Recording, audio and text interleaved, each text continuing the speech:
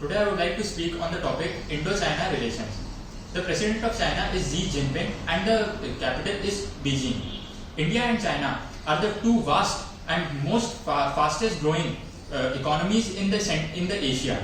These two countries or the dynasties have been the longest and historically the most important dynasties of Asia. China, who is one of the 5 states who still follow a communist, socialist, single-party system the comprising of namely Laos, Vietnam, Cuba, and North Korea, is one of the most populous country and the fastest growing economies in the world. It has surpassed India by growing in GDP figures by almost 5-fold. Its current GDP is around $14 trillion US dollars.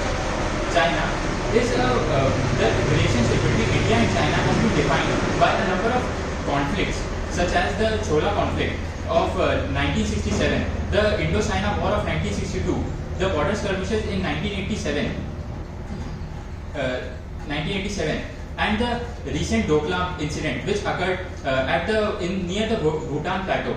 These conflicts have led to tensions between the two nations, but these tensions can be easily resolved by the summits and improving the bilateral ties. The most important and the key conflicts and the issues between the two nations can be the border conflict, the economic trade deficit, the China's backing of Pakistan and building of CPEC, China-Pakistan Economic Corridor, in which China has invested $46 billion US dollars to build a port at the Arabian Sea and a trade route. This has led to China's backing of Pakistan in international issues, as well as its stopping of India's bid to UNSC permanent seat. Such conflicts has defined the relationships, but we can always improve by bringing more bilateral improvement, by building a better bilateral relationship by diplomacy, which is very important. If we take the example when the Chinese Premier Li Keqiang visited in 2013 to India and led to improve the friendliness and the relationship between the two countries, it has also bagged of investing of rupees around 1.3 lakh crores to invest in railways, in Indian railways, in education, as well as to improve the bilateral trade.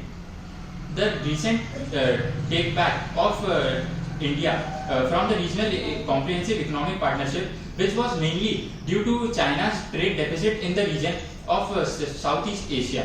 These can only be taken back and improved upon by bilateral trade visits, as well as signing of key trade treaties.